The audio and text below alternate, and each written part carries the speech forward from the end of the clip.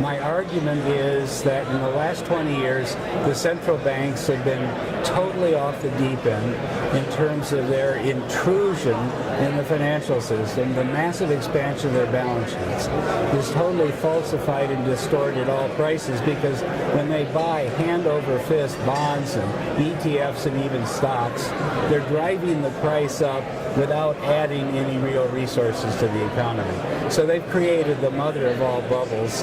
I had a chart that I think really dramatizes that. 20 years ago, the combined balance sheets of all the central banks in the world were $2 trillion. Today, it's $22 trillion. So out of nothing, $20 trillion of buying power has been injected into the financial system. That's why we have this massive bubble.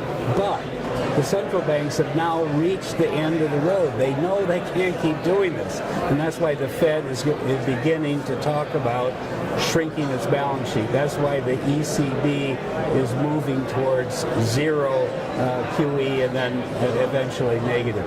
When we go through the backside of that cycle, the opposite of a bubble is going to happen. A depression is going to happen, because when they begin to sell their holdings, the bonds, the ETFs, the Freddie Mac paper, it's going to drive prices down, and speculators are then going to jump on the bandwagon and sell what the central banks are selling, just as they have been buying over this period of QE what the central banks have been buying. So they've created a giant trap in the world financial system, and it's about ready to spring, and I think that's really what the heart of my talk was.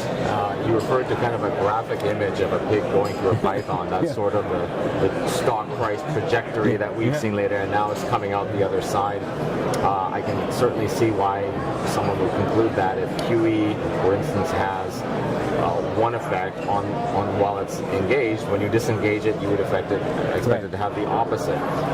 However, these guys are not completely stupid and clueless. Is it possible that there's some plan somewhere else for these bonds to go and hide that could accommodate this plan to shrink the balance, yet at the same time not completely crash the bond market and the equity market at the same time? Well, I think that's a good question, but the answer is it's way too big to hide the elephant in the room. It's not like the central banks used to be, when the balance sheet might expand 6% one year and 2% the next year. The balance sheet of the central banks is expanded by 20 trillion. It is a massive lump in the middle of the global bond market, which is about 100 trillion. And if they even modestly began to shrink, or even stop buying, it's going to change the supply-demand balance. And there is no one hiding, in the lower regions of the earth, this ready to buy bonds when the central banks stop. There's nobody there. In fact, this is the key thing. There, as another speaker, Doug Casey, said today, we don't have investors anymore, we have speculators. And we always thought bonds were the safe place, the AAA place where you could be confident that your investment might produce a modest yield over time. But today the bond market is led by speculators, not investors, not people looking for AAA yields, but people looking for arbitrage, that is, to buy a bond, put it on 95% repo, pay nothing for the overnight carry, and collect the yield, even if it's 1%, because a 1% yield on a 95% leverage ratio is a heck of a return.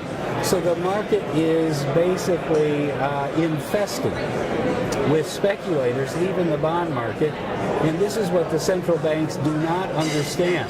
They do not understand they have transformed the nature of every market they've been meddling in, and they've turned the pricing dynamics of the bond market into a casino, which is astounding, since 40 years ago you thought if you were stodgy and safe and wanting to be secure, go buy a bond. Not anymore. Right. Now, can you give us, just for the viewers, give us an idea of how much of the bond market is actually financed with these repos and highly levered? I've heard this before, but I'm just curious, how big of a problem is this? Yeah, the question is how big the repo problem is. That is the $65 trillion question. The acknowledged repo market is in the trillions, but frankly, no one really knows because there are so many bilateral trades between, let's say, hedge funds and the prop desks of Goldman Sachs or other investment banks that no one can really keep track of it. But the world that the Fed and the other central banks have created is one of speculation in which every asset needs to be margined. Every asset turns into collateral that can be borrowed against so that more can be bought or other trades can be put on. So we have a daisy chain of collateralization that is almost unfathomable in the global financial system. And when it starts to unwind violently, the central bankers will be at a complete shock, will be at a complete loss because they don't even know it's there now. They are simpletons. They're Keynesian simpletons, and Janet Yellen, our national school marm, is the worst because she thinks I push down the yield on the 10-year bond, and that's helping mortgages be lower, and therefore I'm putting someone in a home that otherwise couldn't afford a mortgage. She is so wrong. Maybe a few people are getting a mortgage. She has no idea what the trillions of speculation that same policy is unleashed, going on in the canyons of Wall Street every day. Every kind of imaginable crazy trade is being done off those suppressed yields. So that's why there's going to be a real shock. The central bankers think, oh, we fixed it all, because the problem last time was the big banks.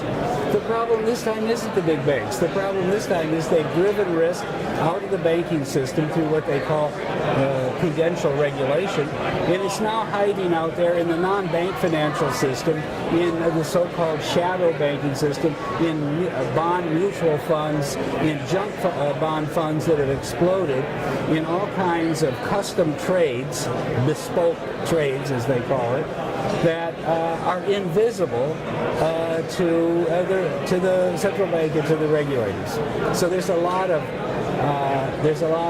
combustible stuff lurking out there that they don't really see.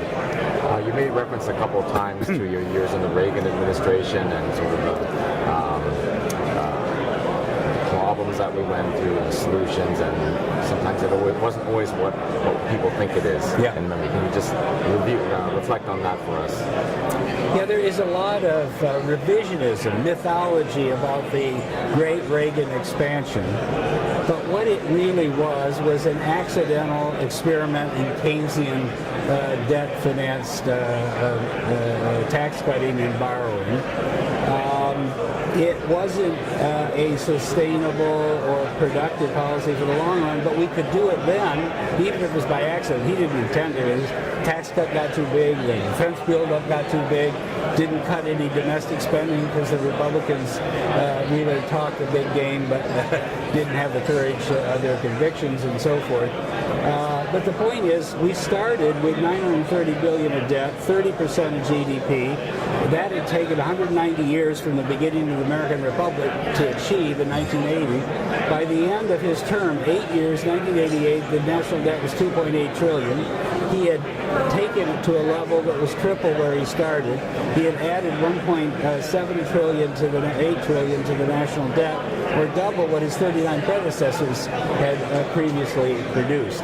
So we did get a one-time, let's say, Keynesian stimulus to the U.S. economy, but even then it grew at 3.5% a year during his term, same as it had for the last 27 years. Now, today, we can't do that again because we've spent 30 years using up the balance sheet of the United States. We now have 20 trillion of debt, as people know, not 930 billion. It's 106% of GDP. We have built-in massive deficits that will take even more.